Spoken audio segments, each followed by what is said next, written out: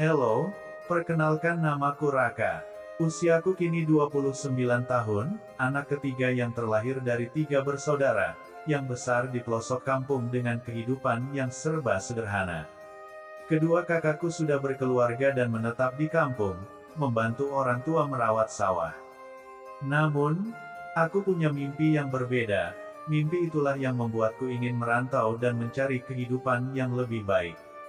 Maka, dengan sedikit keberanian dan restu orang tua, aku melangkah ke kota metropolitan Jakarta, berharap bisa menata hidup lebih baik lagi daripada sekarang.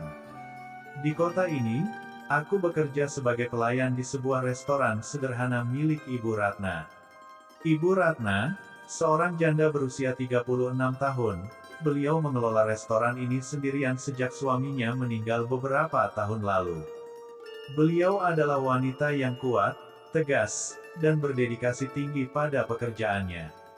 Setiap harinya, beliau tak segan turun tangan di dapur, membersihkan meja, dan melayani pelanggan seperti halnya kami para karyawan. Beliau juga selalu bilang, bisnis ini Raka, harus dikerjakan dengan hati. Awalnya, aku merasa kagum dengan ketegasan dan dedikasinya. Perlahan, kekaguman itu berubah menjadi sesuatu yang berbeda. Perasaan yang sulit untuk kujelaskan, tetapi kian hari kian kuat. Bagaimana tidak, beliau selalu hadir dalam keseharianku, memberi arahan, membantu saat ada kesulitan, bahkan menanyakan kabarku saat aku terlihat lelah. Pernah suatu malam ketika restoran sudah tutup dan kami tengah bersih-bersih, Ibu Ratna mendekatiku. Raka, udah hampir setahun kamu kerja di sini. Gimana perasaanmu? Tanyanya sambil mengelap meja. Aku mengangguk dan tersenyum. Senang Bu. Walau kadang capek, aku merasa beruntung bisa kerja di sini. Aku juga belajar banyak dari Ibu. Ibu Ratna tersenyum tipis, wajahnya terlihat teduh. Senang dengar kamu betah di sini. Aku juga senang kamu banyak membantu. Bekerja sama denganmu rasanya menyenangkan, katanya sambil melirikku. Sejak percakapan itu, aku merasa hubungan kami menjadi lebih dekat. Momen-momen sederhana seperti ngobrol di sela-sela waktu kerja atau sekadar berbagi cerita di waktu istirahat mulai terasa lebih istimewa. Suatu hari, hujan turun sangat deras, dan aku harus pulang terlambat. Ibu Ratna menawarkan untuk mengantarku. Di dalam mobil, suasana berubah hangat, seolah ada keheningan yang penuh makna. Ibu pernah berpikir untuk menikah lagi? Tanyaku spontan, merasa penasaran. Ibu Ratna terdiam sejenak, lalu menghela napas dan beliau pun menjawab. Pernah Raka, tapi, hidup ini sudah begitu rumit, apalagi dengan statusku yang janda dan usia yang semakin bertambah. Kamu sendiri, apa nggak kepikiran untuk cari pasangan? Aku tertegun sejenak. Jujur Bu, sejak kerja di sini, aku nggak pernah kepikiran soal itu. Rasanya hidupku sudah cukup sibuk. Kami tertawa, menghilangkan sedikit kecanggungan di antara kami. Tapi, di balik obrolan santai itu, hatiku berdebar. Aku sadar bahwa rasa kagum ini telah tumbuh menjadi perasaan yang lebih mendalam. Beberapa hari kemudian, aku memberanikan diri untuk mengajaknya bicara. Kami duduk berdua di bangku dekat dapur, menikmati secangkir teh hangat sambil mengobrol santai. Bu, ada yang mau aku sampaikan, kataku sambil menatap ke arah cangkir teh. Ada apa Raka? Tanyanya sambil tersenyum kecil. Selama ini, aku merasa berbeda. Setiap kali melihat ibu bekerja, aku bukan hanya sekadar kagum. Aku merasa nyaman, senang bisa di sini bersama ibu. Aku nggak tahu bagaimana menyampaikannya, tapi aku merasa ada perasaan yang lebih dari sekadar hormat atau kagum. Ibu Ratna terdiam sejenak, lalu menarik napas panjang. Jadi, kamu punya perasaan yang lebih ke aku gitu?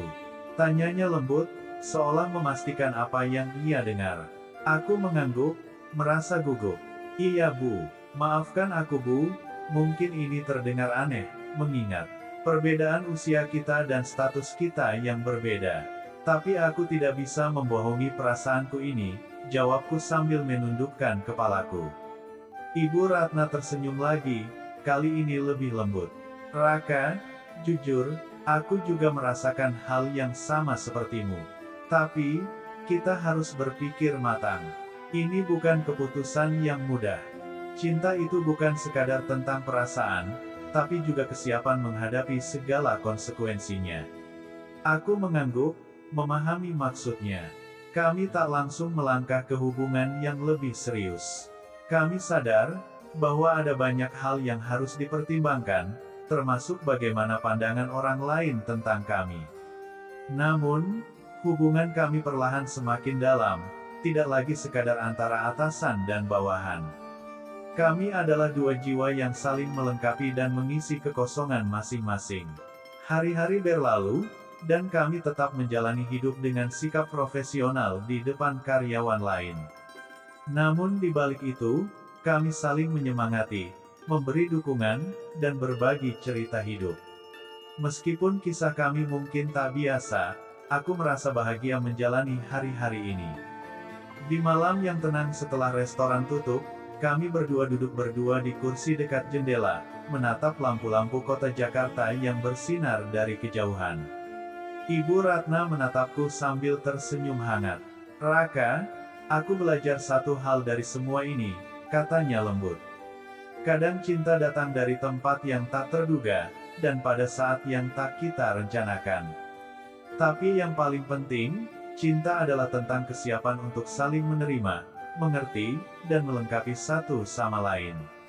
Aku menatapnya dan tersenyum.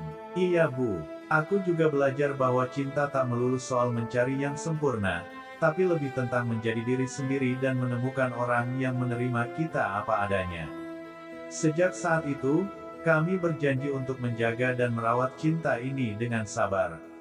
Walau banyak tantangan di depan, aku percaya bahwa bersama Ibu Ratna, aku bisa menemukan kehidupan yang selama ini kucari.